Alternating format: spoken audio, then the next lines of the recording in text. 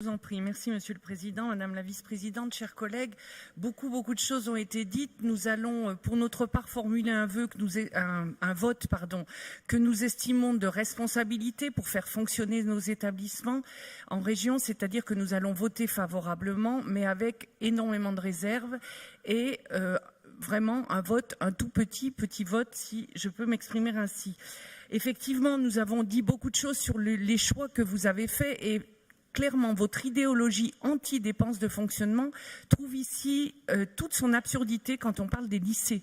Puisqu'effectivement, nous l'avons dit, la sous-consommation du fruit, la non prise en compte de la démographie, tout cela a été dit, nous paraissent des axes que nous ne pouvons clairement soutenir.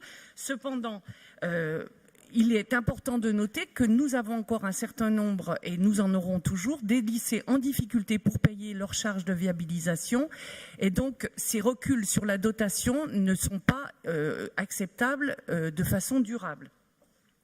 Vous nous indiquez bien sûr toujours que vous baissez les dépenses de fonctionnement. Forcément, à ce rythme-là et dans ce contexte-là, c'est un peu facile.